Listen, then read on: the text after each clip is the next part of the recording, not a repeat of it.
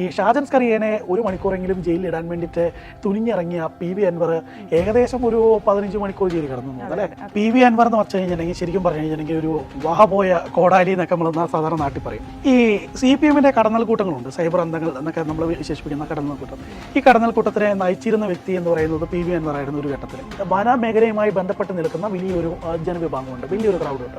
ആ ക്രൗഡിന്റെ vote P V അൻവറിലേക്ക് concentrate ചെയ്യാനുള്ള ഒരു സാധ്യത, ആ സാധ്യതയാണ് ഇപ്പോൾ UDF കാണുന്നത്. അല്ലാതെ പി വി അൻവറിനോടുള്ള സ്നേഹമൊന്നുമല്ല. പറവൂരിലെ 1-2 ചീഞ്ഞു നാറിയ കേസുകളൊക്കെ ഉണ്ടായിരുന്നു. ഈ കേസുകൾ പോലും ഈ പറയുന്ന VD സതീശനെതിരെയുള്ള സംഭവങ്ങൾ ഈ അൻവറിന്റെ ടീമാണ് എടുത്തിട്ട് പ്രചരിപ്പിച്ചത്. അതൊന്നും VD സതീശന് പെട്ടെന്നങ്ങ് മറക്കാൻ പറ്റുമെന്ന് എനിക്ക് തോന്നുന്നില്ല. ചേട്ടാ, നമ്മുടെ MLA PV അൻവർ ഇപ്പം വലിയൊരു ഒറ്റാൽ പോരാട്ടമൊക്കെ നടത്തി വലിയ രീതിയിൽ കുറേ നാളായിട്ട് വാർത്തകളൊക്കെ ഇടം നേടിയിരിക്കുകയാണ്. അതുപോലെ തന്നെ മറുനാടനെ അഴിക്കുള്ളിലാക്കും, ഏഷ്യാനെറ്റ് ന്യൂസ് പൂട്ടിക്കും, ഇങ്ങനെയൊക്കെ പറഞ്ഞ് വലിയ വാദങ്ങൾ വരുത്തുന്നു. പിന്നെ ADGP അജിത് കുമാറിനെ ജയിലഴിക്കുള്ളിലാക്കും എന്നൊക്കെ പറഞ്ഞിട്ട് വലിയ രീതിയിലുള്ള പ്രതിഷേധം നടത്തി ഒടുവിൽ അദ്ദേഹം തന്നെ ജയിലഴിക്കുള്ളിലാകുകയാണ്. ഇപ്പം തുടങ്ങി വെക്കുന്ന എല്ലാ പരിപാടികളും അല്ലെങ്കിൽ എല്ലാ പ്രതിഷേധങ്ങളും പാളിപ്പോകുന്ന ഒരവസ്ഥയാണ് PV അൻവറിനുള്ളത്. ഇപ്പോൾ തന്നെ പറയുന്നു PV അൻവറിനെ സ്വീകരിക്കാൻ UDF ഒറ്റക്കെട്ടായിട്ട് മുന്നോട്ട് വരുന്നു എന്നൊക്കെ പറയുന്നു. ശരിക്കും ഇതിനകത്തുള്ള യാഥാർത്ഥ്യം എന്തായിരിക്കും? ഈ പി വി അൻവർ എന്ന് പറഞ്ഞു കഴിഞ്ഞിട്ടുണ്ടെങ്കിൽ ശരിക്കും പറഞ്ഞു കഴിഞ്ഞിട്ടുണ്ടെങ്കിൽ ഒരു വാഹപോയ കോടാലി എന്നൊക്കെ നമ്മൾ സാധാരണ നാട്ടിൽ പറയും. അങ്ങനത്തെ ഒരു മനുഷ്യനാണ്. ഈ CPM-ന്റെ കടന്നൽ കൂട്ടങ്ങളുണ്ട്, സൈബർ അന്തങ്ങൾ എന്നൊക്കെ നമ്മൾ വിശേഷിപ്പിക്കുന്ന കടന്നൽ കൂട്ടം. ഈ കടന്നൽ കൂട്ടത്തിനെ നയിച്ചിരുന്ന വ്യക്തി എന്ന് പറയുന്നത് പി വി അൻവർ ആയിരുന്നു. ഒരു ഘട്ടത്തിൽ അറിയാലോ, എനിക്ക് അറിയാലോ, ഈ പി വി അൻവർ ഇടുന്ന പോസ്റ്റിന്റെ ചുക്കാൻ പിടിച്ചുകൊണ്ട് അല്ലെങ്കിൽ ആൻറ്റി ചൂട് പിടിച്ചുകൊണ്ടാണ് ഈ കടന്നൽ കൂട്ടങ്ങൾ മൊത്തം ആക്രമണങ്ങൾ നടത്തിയിരുന്നത്. പ്രത്യേകിച്ച് ഈ ഷാജൻ സ്കറിയുമായി ബന്ധപ്പെട്ട് മറുനാടൻ മലയാളിയുമായി ബന്ധപ്പെട്ടിട്ടുള്ള കേസുകൾ ഓർക്കുന്നുണ്ടാവും. ഞാൻ മറുനാടൻ മലയാളിയിൽ മുമ്പ് വർക്ക് ചെയ്തിട്ടുള്ള 1-2 വർഷം അവിടെ വർക്ക് ചെയ്തിട്ടുള്ളതാണ്. ഷാജൻ സ്കറിയും ഇവരും എല്ലാവരുമായിട്ടും നല്ല സൗഹൃദം ഇപ്പോഴും പുലർത്തുന്ന വ്യക്തിയാണ്. ഈ മറുനാടനെ പൂട്ടിക്കും എന്ന് പറഞ്ഞിട്ട് പി വി അൻവർ എന്നാണോ ഇറങ്ങിയത് അന്ന് മുതലാണ് ഞാനും ഈ പി വി അൻവറൊക്കെ തമ്മിലുള്ള ബന്ധം കുറച്ച് വഷളമായി തുടങ്ങിയത്. അത് കഴിഞ്ഞ് ഈ മറുനാടനെ പൂട്ടിക്കണം എന്ന് പറഞ്ഞ് ഇറങ്ങിയ ഘട്ടങ്ങളിലെ എല്ലാം ഈ പി വി അൻവർ എന്തോ വലിയ സംഭവങ്ങൾ ചെയ്യുന്നു എന്ന രീതിയിൽ ഫേസ്ബുക്കിൽ എഴുതി പിടിപ്പിക്കുകയാണ്. അതിനെ എഴുതി പിടിപ്പിക്കാൻ പ്രത്യേകിച്ച് ആളുകളൊക്കെ ഉണ്ടാവും. അങ്ങനെ എഴുതി പിടിപ്പിക്കുകയാണ്. അതിൻ്റെ ചുവട് പിടിച്ചുകൊണ്ട് ഒരുപാട് വെട്ടുകിളി കൂട്ടങ്ങൾ പോയി ഈ ഷാൻസ്കറിയെ അറ്റാക്ക് ചെയ്യുന്നു, അല്ലെങ്കിൽ മറുനാടൻ്റെ പേജ് അറ്റാക്ക് ചെയ്യുന്നു, മറുനാടൻ്റെ യൂട്യൂബ് ഇടിച്ചു താത്തുന്നു, മറുനാടൻ്റെ വെബ്സൈറ്റ് ഇടിച്ചു താത്താൻ നോക്കുന്നു, ഹാക്ക് ചെയ്യാൻ ശ്രമിക്കുന്നു, അങ്ങനത്തെ ഒരുപാട് പ്രശ്നങ്ങൾ ഉണ്ടാക്കുന്നു. അതിന് പുറമെ ഈ മറുനാടൻ്റെ ഓഫീസിൻ്റെ മുന്നിൽ പോയി നിന്ന് പി വി അൻവർ ഒരു സിനിമ സ്റ്റൈലിൽ പോസ്റ്ററൊക്കെ എടുത്ത് അല്ലെങ്കിൽ ഫോട്ടോ ഒക്കെ എടുത്ത് ഫേസ്ബുക്കിൽ പ്രചരിപ്പിക്കുകയാണ്. ഞാൻ പൂട്ടിക്കും, അല്ലെങ്കിൽ മുകളിൽ 5ാം നിലയിലിരിക്കുന്ന ഷാജൻ സ്കറിയനെ ഞാൻ ഗ്രൗണ്ട് ലെവലിൽ എത്തിക്കും എന്നൊക്കെ പറഞ്ഞിട്ട് വലിയ പോസ്റ്റർ ഇടുകയാണ്. നമ്മൾ പണ്ട് ഏതോ ഒളിമ്പ്യൻ എന്തോണി അതോ സിനിമേൻ്റെ അകത്തെന്ന് തോന്നുന്നത് മോഹൻലാൽ പറയുന്ന ഡയലോഗ്, എന്താ പറയുക, നക്ഷത്രങ്ങൾക്കിടയിൽ കൂട് കൂട്ടിയാലും ഞാൻ താഴെ ഇറക്കും എന്ന് പറയുന്ന ഒരു ഡയലോഗുണ്ട്. അതേപോലെ വലിയ ഡയലോഗുകളൊക്കെ അടിച്ചു. പക്ഷേ ഇപ്പോൾ എന്താ ഒടുവിൽ സംഭവിച്ചതെന്ന് വെച്ച് കഴിഞ്ഞിട്ടുണ്ടെങ്കിൽ ഷാജൻ സ്കറിയനെ ഒരു ദിവസം പോയിട്ട് 1 മണിക്കൂർ പോലും പി വി അൻവറിന് അന്ന് പിണറായിൻ്റെ ശക്തമായ സപ്പോർട്ട് ഉണ്ടായിട്ടും കൂടി അറസ്റ്റ് ചെയ്യാൻ വേണ്ടിയിട്ടോ അറസ്റ്റ് ചെയ്ത് ജയിലിൽ അടയ്ക്കാൻ വേണ്ടിയിട്ടോ സാധിച്ചിട്ടില്ല. അതേസമയത്ത് ഈ കളമശ്ശേരി പോലീസ് സ്റ്റേഷനിലുള്ള കേസുമായിക്കോട്ടെ, ഈ മറ്റൊരു MLA-യുമായി ബന്ധപ്പെട്ടിട്ടുള്ള ശ്രീനിജിനുമായി ബന്ധപ്പെട്ടുള്ള കേസായിക്കോട്ടെ, ഈ കേസുകളിലകത്തൊക്കെ ഷാജൻ സ്കറിയ ഒന്നടങ്കം മുക്തനായി കയറി വരുന്ന ഒരു രംഗമാണ് കണ്ടിട്ടുള്ളത്. സുപ്രീം കോടതി പോലും ആ കേസ് പരിഗണിക്കപ്പെട്ട കേസാണ്. അതിനുശേഷം സുപ്രീം കോടതി പോലും പറഞ്ഞു ACST അട്രോസിറ്റി ആക്ട് എന്ന് പറഞ്ഞു കഴിഞ്ഞാൽ ആവശ്യത്തിന് മാത്രം ഉപയോഗിക്കാനുള്ള, അനാവശ്യത്തിന് എവിടെയും എടുത്ത് ഇങ്ങനെ ഉപയോഗിക്കാൻ പറ്റുന്ന കേസല്ലെന്ന് പറയുകയും ആ കേസിൻ്റെ ആ ജഡ്ജ്മെൻറ്റിൻ്റെ ചുവട് പിടിച്ച് രാജ്യത്ത് വളരെ നിർണായകമായിട്ടുള്ള പല കേസുകളിനകത്തും ആ ജഡ്ജ്മെൻറ്റ് പോലും ഉപയോഗിക്കുന്ന തരത്തിലേക്ക് കാര്യങ്ങളെത്തി. അപ്പോൾ നമ്മൾ വഴിവിട്ട് പോവുകയല്ല, പറഞ്ഞു വന്നത് ഇത്രയേ ഉള്ളൂ. ഈ ഷാജൻ സ്കറിയനെ 1 മണിക്കൂറെങ്കിലും ജയിലിൽ ഇടാൻ വേണ്ടിയിട്ട് തുനിഞ്ഞിറങ്ങിയ പി വി അൻവർ ഏകദേശം ഒരു 15 മണിക്കൂർ ജയിലിൽ കിടന്നു അല്ലേ. ഒരു 10 ഇറങ്ങാൻ പറ്റി. സ്വാഭാവികമായിട്ടും നമുക്ക് ജാമ്യം കൊടുക്കാൻ പറ്റുന്ന കേസാണ്, അല്ലെങ്കിൽ കോടതിയിൽ ജാമ്യം കൊടുക്കാൻ പറ്റുന്ന കേസാണെന്ന് നമുക്കറിയാം. എങ്കിൽ കൂടിയും അവിടുത്തെ പ്രധാനപ്പെട്ട ഹൈലൈറ്റ് എന്ന് പറഞ്ഞു കഴിഞ്ഞിട്ടുണ്ടെങ്കിൽ അവിടെ പോലീസ് അറസ്റ്റ് രേഖപ്പെടുത്തണമെങ്കിൽ പിണറായിയുടെ കൃത്യമായിട്ടുള്ള നിർദ്ദേശം അവിടെ വേണം, CM-ൻ്റെ ഓഫീസിൻ്റെ കൃത്യമായിട്ടുള്ള നിർദ്ദേശം വേണം. CM-ൻ്റെ ഓഫീസിലെ ഉൾപ്പെടെയുള്ള ആളുകൾ ഒരു കാലത്ത് നിയന്ത്രിച്ചിരുന്ന പി വി അൻവറിന് ആ പോലീസ് ബന്ധങ്ങളെല്ലാം തന്നെ പൂർണ്ണമായിട്ട് തകർന്നു പോയിരിക്കുന്നു എന്ന രീതിയിലേക്ക് കാര്യം നമുക്ക് അടിവരയിട്ട് പറയാൻ വേണ്ടിയിട്ട് സാധിക്കും.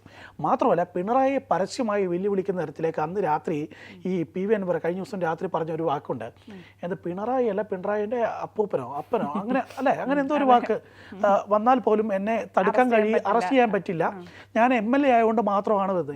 ഇതൊക്കെ സത്യം പറഞ്ഞു കഴിഞ്ഞിട്ടുണ്ടെങ്കിൽ എന്തെങ്കിലും മെൻ്റൽ പ്രോബ്ലം ഉണ്ടോ എന്ന് തോന്നുന്ന തരത്തിലേക്കുള്ള ഡയലോഗാണ്. അതെ അതെ അതെ അതെ. സത്യം പറഞ്ഞു കഴിഞ്ഞിട്ടുണ്ടെങ്കിലേ ഈ PV അൻവറിൻ്റെ ഡയലോഗുകളെല്ലാം ചേർത്ത് വെച്ചിട്ട് ഒരു സിനിമ ഇറക്കുകയാണെങ്കിൽ ഒരു മാസ് പടമായിരിക്കും. ഈ തമിഴ്നാട്ടിലോ കർണാടകയിലൊക്കെ തെലുങ്കിലൊക്കെ ഇറക്കണം. സ്പീക്കർ പറയാതെ എന്നെ അറസ്റ്റ് ചെയ്യാൻ പറ്റില്ല, സ്പീക്കറിന്റെ അനുവാദം ഇല്ലാതെ തന്നെ സ്വാഭാവികമായിട്ട് സ്പീക്കറിന് അനുവാദം വേണം. ഒരു MLA അറസ്റ്റ് ചെയ്യണമെങ്കിൽ സ്പീക്കറിന് അനുവാദം വേണം. അത് MLA മാർക്കുള്ള ഒരു പ്രത്യേകിച്ച് വിവേചന അധികാരമുണ്ട്, അത്തരം അധികാരങ്ങളുണ്ട്. പക്ഷേ MLA അറസ്റ്റ് ചെയ്യുന്നതിന് മുമ്പ് സ്വാഭാവികമായിട്ടും അത്തരം കാര്യങ്ങൾ അറിയാതെ വന്ന് എന്തായാലും വീട്ടിൽ കയറി അയ്യോ ഇത് MLA ആണല്ലോ, അപ്പോൾ സ്പീക്കറിന് അനുമതി മേടിച്ചില്ലല്ലോ, അന്നാ മോനെ എഴുതി ഒരു കത്ത് സ്പീക്കർക്ക്, ഇപ്പം അനുമതി മേടിക്കാം. അനുമതി മേടിക്കാൻ വേണ്ടിയിട്ട് പോലീസുകാർ അവിടെ കാവൽ നിൽക്കുന്നു, അവിടെ നിന്ന് അനുമതി കിട്ടുന്നു, അവിടെ നിന്ന് വണ്ടിയിൽ കൊണ്ടുവരുന്നു, ഇവിടുന്ന് അങ്ങനെ അതൊക്കെ കാലം ഈ PV അൻവർ ഇപ്പോഴും ഏതൊക്കെയോ മൂഢമായ സ്വർഗത്തിനകത്ത് തന്നെ ഇരിക്കുന്നു എന്നുള്ളത്. രണ്ടാമത്തെ കാര്യം വിനു ജോണിനെ പരസ്യമായിട്ട് എത്ര തവണ വെല്ലുവിളിക്കുന്നു.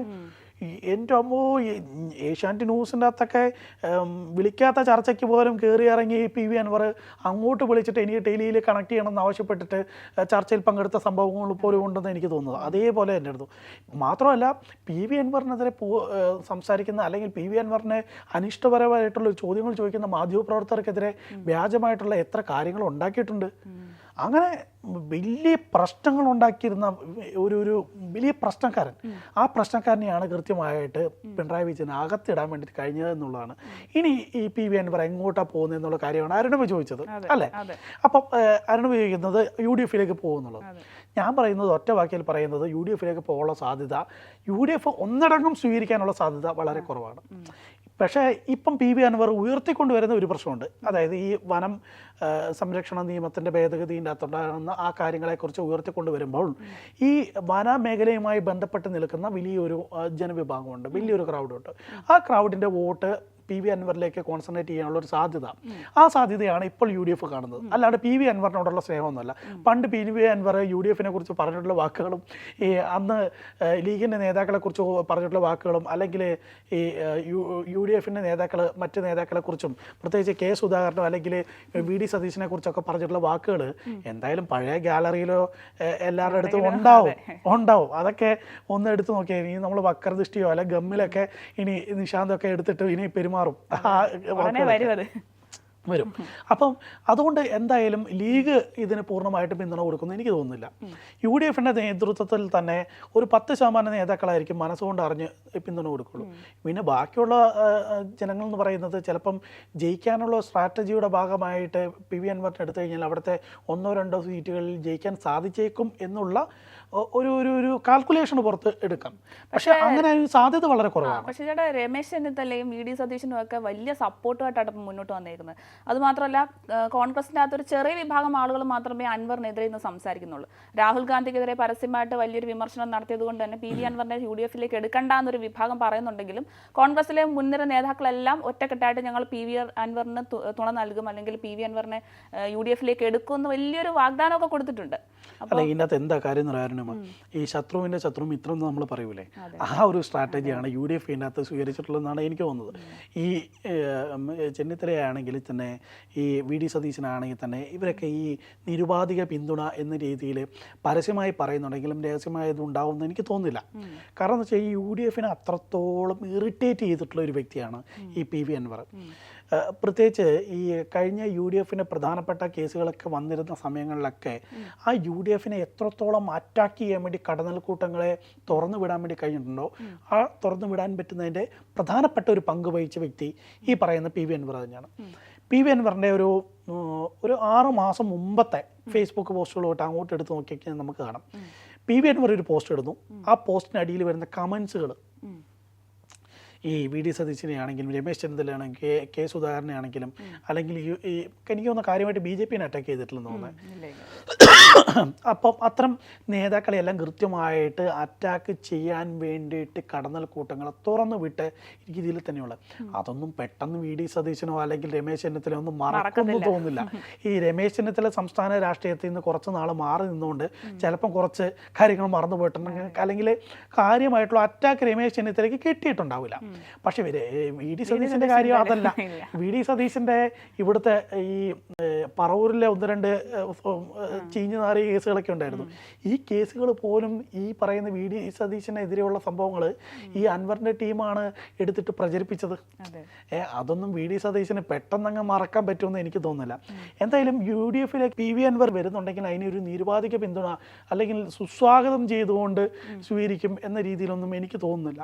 എല്ലാവരും രണ്ട് മനസ്സോടെ നിന്ന് സ്വീകരിക്കും എന്നാണ് എനിക്ക് തോന്നുന്നത്. അതിൻ്റെ അകത്ത് അവർ പ്രധാനമായിട്ടും ഉന്നയിക്കുന്ന ഒരു സാധനം അല്ലെങ്കിൽ അവർ ഉപയോഗിക്കുന്ന ഒരു പൊളിറ്റിക്കൽ സ്ട്രാറ്റജി എന്ന് പറയുന്നത് ശത്രുവിൻ്റെ ശത്രു മിത്രം എന്ന രീതിയിൽ പിണറായിക്കെതിരെ വായപോയ കോടാലി എന്ന രീതിയിൽ എന്തും പറയാൻ പറ്റുന്ന ഒരു ഒരു ഒരു ഒരു ടൂൾ അല്ലേ, ആയുധം, ഒരു ആയുധം എന്ന നിലയിൽ മാത്രമായിട്ട് പി വി അൻവറിനെ കണ്ടുകൊണ്ട് ആ രീതിയിൽ തന്നെ പി വി അൻവറിനെ ട്രീറ്റ് ചെയ്യാനുള്ള സാധ്യത തന്നെയാണ് ഞാൻ മനസ്സിൽ കാണുന്നത്. എന്തായാലും ഷാജൻ സ്കറിയനെ അകത്തിടാൻ പോയ അല്ലെങ്കിൽ വിനു വിജുവിനെ അകത്തിടാൻ വേണ്ടി പോയ പി വി അൻവർ മണിക്കൂറുകളെങ്കിലും ജയിലിനുള്ളിൽ അഴി എണ്ണി കിടക്കേണ്ടി വന്നു എന്നുള്ളതാണ്. അഴി എണ്ണാൻ സമയം കിട്ടിയിട്ടുണ്ടോ എന്നൊന്നും അറിയത്തില്ല. അതൊക്കെ പി വി അൻവർ ഇനി ഏതെങ്കിലുമൊക്കെ ഇൻ്റർവ്യൂകളിലൊക്കെ പറയണം. എന്തായാലും ഷാജൻ സ്കറിയനെ സംബന്ധിച്ചിടത്തോളം വലിയൊരു നേട്ടമാണ്, അച്ചീവ്മെൻ്റ് ആണ്. ഷാജൻ സ്കറി കഴിഞ്ഞ ദിവസം ഫേസ്ബുക്കിലൊക്കെ പോസ്റ്റൊക്കെ ഇട്ടിരുന്നു. നന്നായിട്ട് ഷാജൻ സ്കറിയൻ്റെ അനുകൂലികളുണ്ട്, സംഘപരിവാറിലുമുണ്ട്, പൊതു തലത്തിലുമുണ്ട് ഷാജൻ സ്കറിയ അനുകൂലികൾ. അവരൊക്കെ വലിയ തരത്തിലുള്ള ആഘോഷത്തിൽ തന്നെയാണ്, ആഘോഷത്തിനൊപ്പം തന്നെയാണ് ഞാനും ഉള്ളത് വ്യക്തിപരമായിട്ട്. ഇപ്പം വി ശിവൻകുട്ടി പണ്ട് നിയമസഭ അടിച്ച് തകർത്തില്ലേ, അപ്പൊ അന്ന് എടുത്ത നിയമ നടപടികളൊന്നും അതെല്ലാം അദ്ദേഹത്തിനെതിരെ വലിയ നിയമ നടപടികളൊന്നും എടുത്തില്ലല്ലോ. പിന്നെ എന്തുകൊണ്ടാണ് അൻവറിനെതിരെ മാത്രം ഇത്രയും പ്രതിഷേധങ്ങളോ അല്ലെങ്കിൽ ഇങ്ങനെ അറസ്റ്റ് ചെയ്യാനുള്ള നടപടികളൊക്കെ എടുക്കുന്നത് എന്തുകൊണ്ടാണെന്ന് പറഞ്ഞ കുറെ കമന്റ്സ് വരുന്നുണ്ട്. അപ്പോൾ അതെന്തുകൊണ്ടായിരിക്കും അങ്ങനെ രണ്ടുപേർക്കും രണ്ട് രീതിയിൽ?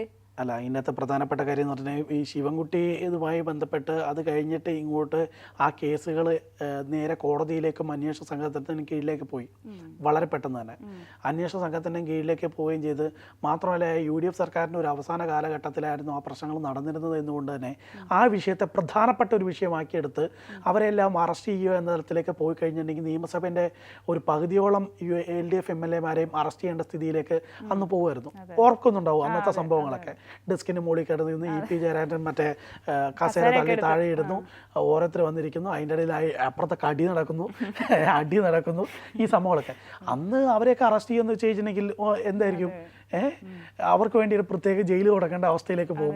ഈ MLA-മാരായതുകൊണ്ട് എല്ലാവരും ആയതുകൊണ്ട് അവർക്ക് പ്രത്യേക സെക്യൂരിറ്റി കൊടുക്കേണ്ട അവസ്ഥയിലേക്ക്. പക്ഷേ നിയമത്തിന് മുന്നിൽ ഇതൊന്നും പ്രശ്നമല്ല. പക്ഷേ അതൊക്കെ അന്ന് കോടതിയിലേക്ക് വളരെ പെട്ടെന്ന് എത്തിയതുകൊണ്ട്, അതുമല്ല അതിൻ്റെ ഒരു സെറ്റിൽമെൻറ്റ് തലത്തിലേക്ക് ആ കാര്യങ്ങളൊക്കെ പോകുന്ന ഒരു അവസ്ഥയിലേക്കും പോകുന്നു. പക്ഷേ ഇത് സെറ്റിൽമെൻറ്റ് ചെയ്യാൻ വേണ്ടി UDF-ൻ്റെ ഒരു MLA ആയിരുന്നെങ്കിൽ ചിലപ്പോൾ LDF ആയിട്ട് സെറ്റിൽമെൻ്റ് ഒക്കെ നടന്നേനെ. പക്ഷേ ഇത് UDF-ൻ്റെ MLA എന്ന നിലയിലേക്ക് പോയിട്ടുമില്ല, അന്ന് LDF വിട്ട് പോയിട്ടുമില്ല. LDF സ്വന്തമായി നിന്നിട്ടുകൊണ്ട് ഇനി രണ്ടിൻ്റെ നടുക്ക് നിൽക്കുകയാണ്. അന്ന് പിന്നെ DMK-ക്ക് ഇവിടെ സ്പേസ് ഉണ്ടോ അതുമില്ല. അങ്ങനെ നിൽക്കുന്നൊരു അവസ്ഥയായതുകൊണ്ടാണ് പ്രത്യേകിച്ച് ഈ അൻവറിൻ്റെ അറസ്റ്റ് ഉണ്ടായിരിക്കുന്നത്. വളരെ പൊടുന്നനെയുള്ള അറസ്റ്റ് ഉണ്ടായി. മാത്രമല്ല പിണറായിനെയൊക്കെ തന്തയ്ക്ക് വിളിച്ച് കഴിഞ്ഞിട്ടുണ്ടെങ്കിൽ അറസ്റ്റ് ചെയ്യാണ്ട് പോകാൻ പറ്റുമോ? അപ്പോൾ അങ്ങനെയൊക്കെ പോകാൻ പറ്റുന്ന ആളാണ് പിണറായി വിജയനെ. പിണറായി വിജയൻ്റെ പണ്ടത്തെ സ്വഭാവം അനുസരിച്ചാണെങ്കിലേ അൻവറിൻ്റെ അവസ്ഥ ഇപ്പോൾ വളരെ മോശമാണ്. അതൊക്കെ വേറെ ചർച്ച ചെയ്യേണ്ട വിഷയമാണ്.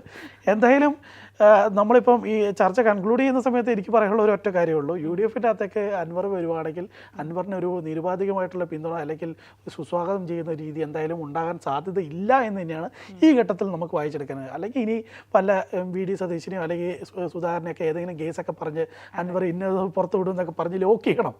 അങ്ങനെ ചെയ്താൽ തന്നെ അപ്പുറത്ത് ലീഗുകാരുണ്ട്. ലീഗുകാർ അങ്ങനെ വലിയ തരത്തിൽ സ്വാഗതം ചെയ്യാനുള്ള സാധ്യത വളരെ കുറവാണ്.